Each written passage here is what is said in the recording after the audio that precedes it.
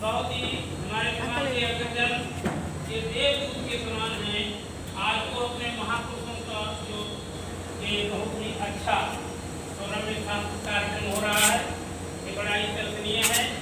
हमारे समाज के अग्रजन लगे हुए हैं, बहुत ही सुंदर, बहुत ही अच्छे प्रकार से ये जितने भी हमारे समाज के महापुरुष हैं उनका सबका पुष्पांजलि और उसके बाद मालाएं हमारे महात्मा पुरुषों के पुष्पांजलि अर्पित होगी। बाकी सभी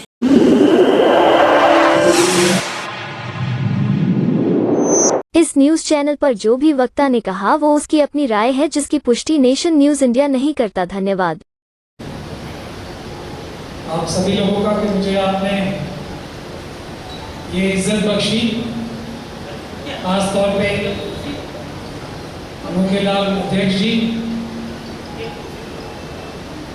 और यहाँ पर बैठे तमाम साथियों। जय भीम, जय संविधान, जय गाडगे महाराज और जय भारत। आपने मुझसे पहले अध्यक्ष जी ने जो पूरा इतिहास बताया वो मुझे मालूम नहीं था और मैं बहुत धन्यवाद करता हूं कि उन्होंने मेरा भी ज्ञान में इजाफा किया।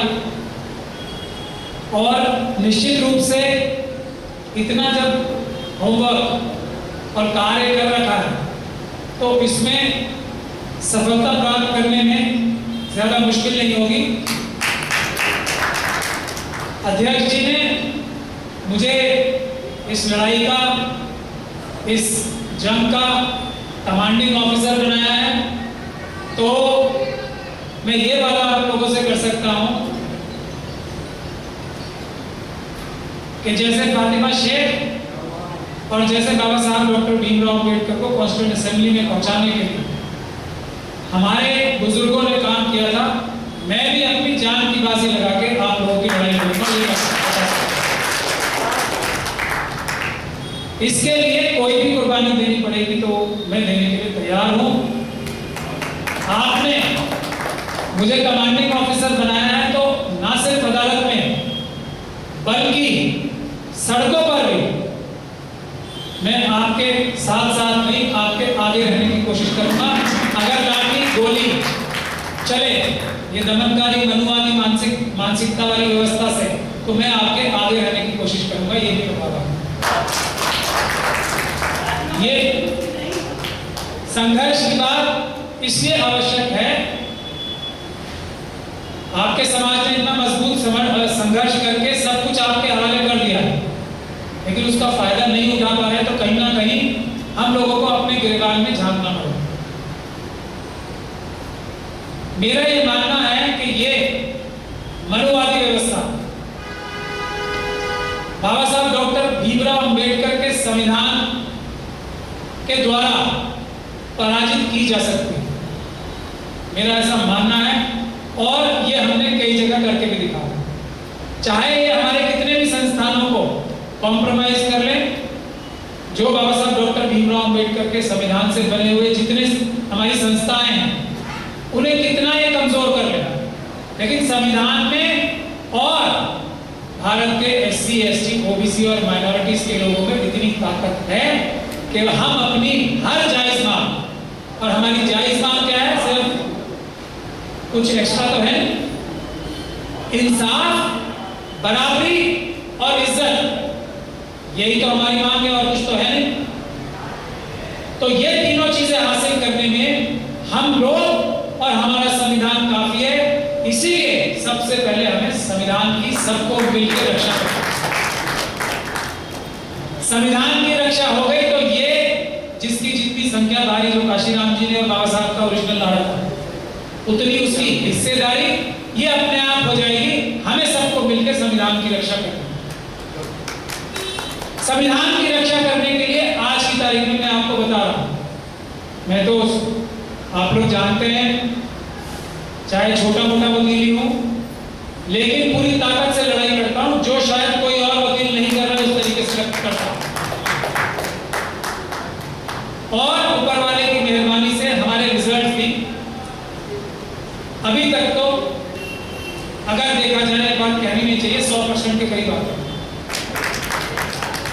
अभी राम स्नेही जी का एग्जाम्पल, जो हाथरस में हमारे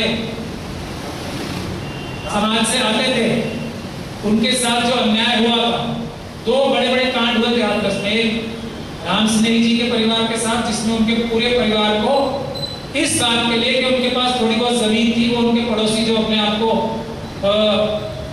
सवर्ण या पता नहीं क्या क्या समझते हैं, मुझे तो वो सब बातें समझ में नहीं आती, उनकी गलतफहमियां, तो वो उनकी सारी जमीन उन सारे परिवार वालों को मार के छीनना चाहते हैं।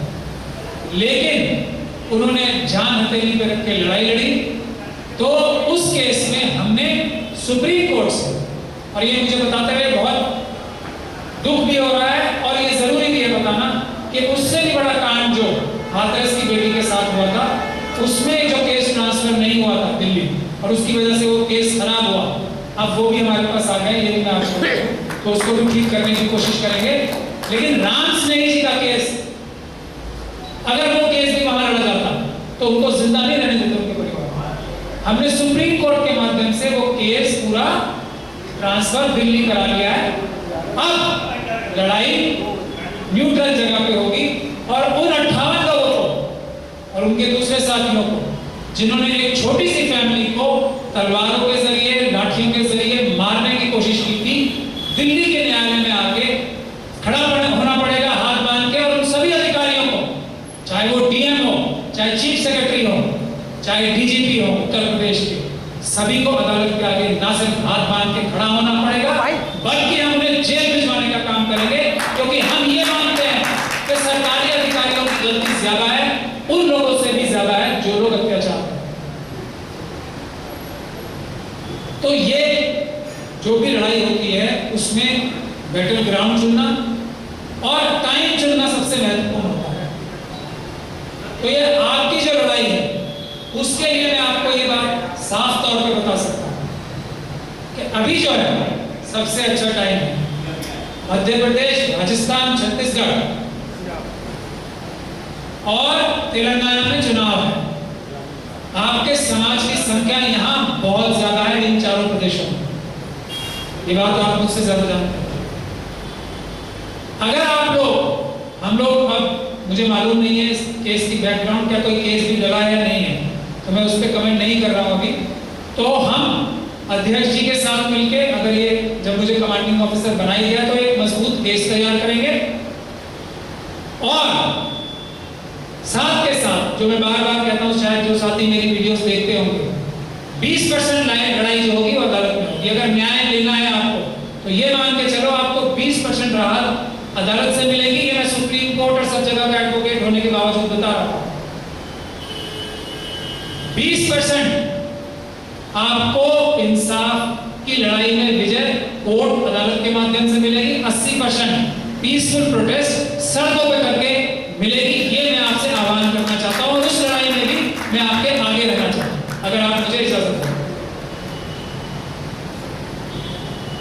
लेकिन अगर ये टाइमिंग सही है, आप लोग थोड़ी मेहनत करें, थोड़ा संघर्ष करें, ये बात अभी कोई आंदोलन खड़ा कर पाए, तो मैं दावे और निश्चित होकर ये बात कह सकता हूं कि आपको इन्हीं चुनाव से पहले अपने अधिकार जो ऑलरेडी मौजूद है, जो मैंने अभी कागज देखे नहीं है, सुने हैं सिर्फ, वो आपको प्राप्त हो जाए। और आपका समाज, 2 समाज ऐसे हैं हमारे देश में जिनकी मांगें अगर पूरी नहीं होती, तो हमें कुछ ना कुछ रीथिंक करना पड़ेगा। इतने ताकतवर समाज है, एक आपका है और एक वाल्मीकि समाज है। यदि आप लोग सिर्फ, एक चीज होती है ना टूल डाउन, सिर्फ काम बंद करके घर बैठ जाओ, तो पूरा देश इन 2 समाजों के घर पे आएगा, उनके सारे अधिकार देने। ये मैं खुले मंच से ऐलान कर रहा हूं, क्योंकि इंतहा है जुल्म की, ऐसा नहीं होता। तो आप लोगों को तो सड़क पे उतर के प्रदर्शन करने के अलावा भी इतनी बड़ी शक्ति हासिल है इन 2 समाज को, एक वाल्मीकि समाज को, एक आपके समाज। सिर्फ टूल डाउन कर दीजिए। सब प्रधानमंत्री, chief minister, chief secretary, cabinet secretary आपके घर पे आके आपके समस्त अधिकार आपके हवाले करके जाए। तो इसीलिए बैटल जो भी जद्दोजहद होती है उसका टाइम, उसकी स्ट्रेटजी और उसकी जगह चुनना सबसे महत्वपूर्ण होता है। तो मैं आप लोगों का साथी बन के अपनी पूरी शक्ति लगा के इस संघर्ष में आपके साथ हूं, ये मैं वादा करता हूं।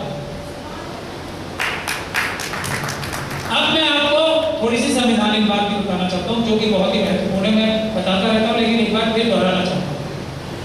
बाबा साहब डॉक्टर भीमराव अंबेडकर इस संविधान को जो बनाया, बहुत सारे लोग कहते हैं कि संविधान उन्होंने नहीं बनाया अकेले ने, मैं भी मानता हूं उन्होंने अकेले ने नहीं बनाया, लेकिन उन्होंने और उनके कुछ बुद्धिवर साथियों ने इस संविधान को ऐसा बनाया जिसमें सबको इंसाफ, सबको बराबरी, सबको इज्जत के प्रावधान रखने में बावजूद इसके कि 90% लोग इस बात को नहीं चाहते थे कि सबको इंसाफ, सबको बराबरी, सबको इज्जत मिले, ऐसा संविधान बनाने में कामयाब हुए बाबा साहब। इतनी बड़ी चारों तरफ से घेराबंदी के बावजूद ये उनका सबसे बड़ा क्रेडिट है।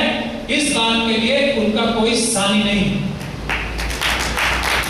और मेरे इस बात का कोई जवाब भी नहीं है जो हमारे मनुवादी मानसिकता के लोग कहते हैं कि इतने सारे लोगों ने, 350 लोगों ने मिलकर बनाया। ऐसा नहीं बनता अगर बाबा साहब डॉक्टर भीमराव अंबेडकर नहीं होते। वोट का अधिकार, देश के मालिक बनने का अधिकार सबको बराबर नहीं मिलता। प्रॉपर्टी रखने का अधिकार सबको नहीं मिलता। शिक्षा बराबर की लेने का अधिकार सबको नहीं मिलता। ये बेईमान मनुवादी मानसिकता की व्यवस्था तो ये सब अधिकार संवैधानिक कानूनी रूप से होने के बावजूद इन पे अमल नहीं होने दे रही। आप वो टाइम इमेजिन करो जब ये संविधान, जिस संविधान की शपथ लेके प्रधानमंत्री से लेके राष्ट्रपति से लेके चीफ जस्टिस ऑफ इंडिया से लेके बनते हैं, ये संविधान में लिखी हुई चीजें अगर लिखी ना होती तब क्या हाल होता। आप उस समय की भी एक कल्पना करके देखो। लेकिन हम लोग 90% लोग हैं। अगर हम पीसफुल प्रोटेस्ट के माध्यम से, और ये रिजर्वेशन का जो है ना बहुत बड़ा, बाबा साहब की कोई ओरिजिनल ये मांग नहीं थी। ऊना पैक्ट का दंश, ऊना पैक्ट की जिसको कहते हैं इंजरी को बाबा साहब झेल कर भी इतना अच्छा संविधान देके गए हैं। ये प्लान बी बाबा साहब ने ऊना पैक्ट में जब उनके साथ धोखा हो गया, ये रिजर्वेशन का तो प्लान बी है। रिजर्वेशन कोई मांगा नहीं था किसी ने। जो असली चीज थी, जिसकी जितनी संख्या भारी उतनी उसकी हिस्सेदारी शासन करने में, वो थी जो पूना पैक्ट के माध्यम से बाबा साहब का ओरिजिनल आइडिया क्रश किया गया। लेकिन हम लोग तो जमान के पक्के लोग हैं, हमारे लीडर ने मान लिया तो हम लोग तब भी ये व्यवस्था जो कि उतनी ताकतवर नहीं है जितनी बाबा साहब चाहते थे, उसके हिसाब से भी, उसके ऊपर भी हम सेटिस्फाइड या समझौता करने को तैयार है। लेकिन उसके साथ जो गद्दारी हो रही है, इस समझौते के साथ जो गद्दारी हो रही है, वो हम नहीं सहेंगे। इसके लिए हमें कमर बांध के तैयार होना। रिजर्वेशन की बुनियाद क्या है? ये कोई किसी के ऊपर एहसान कर रहा है? रिजर्वेशन की बुनियाद क्या है? बुनियाद समझाना चाहता हूं 2 मिनट में। जब इस देश के मालिक देश की जनता बन गई पूरी बराबर, तो इस देश की समस्त संपदाओं पे, खनिज पदार्थ हो, नौकरियां हो, बिजनेस हो, बिल्डिंग्स हो, जमीन हो, कुछ भी हो, सब बराबर के मालिक हैं। यही है। अब कुछ लोग, 1% लोग या देखा जाए तो 10% लोग कम कभी बेशी करके 90% देश की संपदाओं पे नाजायज कब्जा, मेरा शब्द मैं पूरी सोच समझ के बोल रहा हूं, नाजायज कब्जा करके बैठे। 70 साल 76 साल तो हो गए। तो इंसाफ और बराबरी क्या होगी कि ये 90% चीजें 70 साल की भी लेकर ये बाकी 90% में बांटी जाए, यही इंसाफ और बराबरी होगी ना। हम लोग कितने शरीफ में कह रहे हैं जो पहले हुआ होगा। अब के बाद तो कम से कम जब भी हमारी सत्ता आएगी तब हम ये नहीं होने देंगे। 90% हिस्सा जिसका है वो 90% में बराबर बांटा जाएगा, तब सबके पास अच्छा घर, अच्छे शिक्षा का अधिकार, अच्छी रोजगार का अधिकार, अच्छा मतलब इत्मीनान से सब अपनी जिंदगी गुजार सकेंगे। अभी 1% लोग 75% देश के जो संपदा है उसके कब्जा करके बैठे। ये हम लोग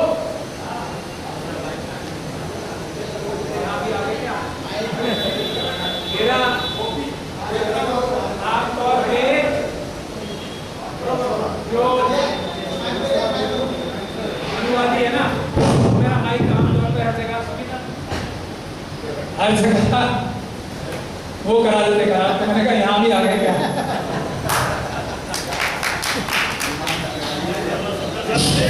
ताकि मेरी आवाज दबाई जा सके। क्यों दबाई जाएगी? आप बोल रहे हैं नहीं मैं माइक के लिए मजाक में बोल रहा था कि कहीं यहाँ भी आ गए। कई जगह तार निकलवा देते, कई बड़ी बड़ी कंपनी में तार, जब मैं बोलने खड़े होता हूँ तो तार निकल जाता है, ये सब व्यवस्था नहीं है। मैं मजाक में बोल रहा हूँ ऐसे सीधी। ये बात आप समझ लीजिए कि रिजर्वेशन उस चोरी डकैती बदमाशी को रोकने के लिए रिजर्वेशन है।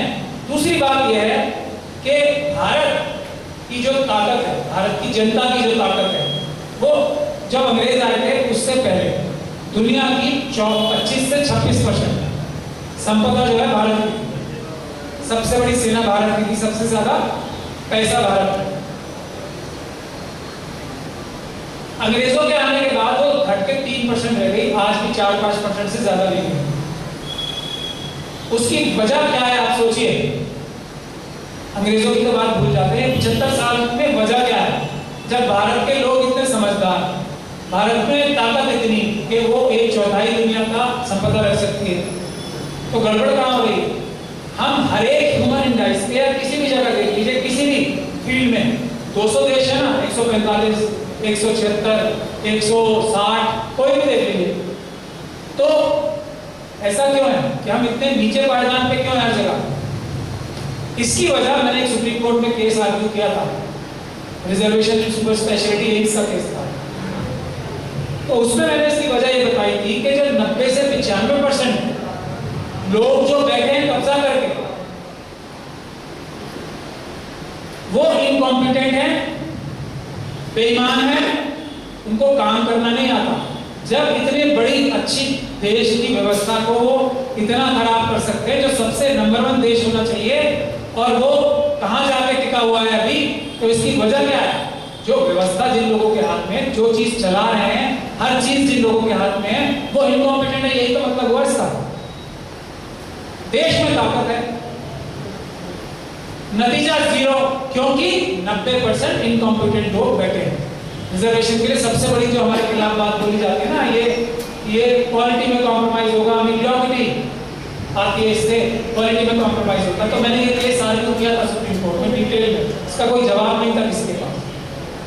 तो मैंने ये कहा ये इसलिए हो रहा है कि जो असली कॉम्पिटेंट लोग हैं 90%, उनको देश की हर एक व्यवस्था से बाहर रखा हुआ है, इसलिए देश का बेड़ा गर्क हो रहा है। और रिजर्वेशन एक अकेला तरीका है कि जिससे कॉम्पिटेंट लोग भी नौकरियों में आ सके, जिससे ईमानदार लोग भी नौकरियों में आ सके, व्यवस्था में आ सके।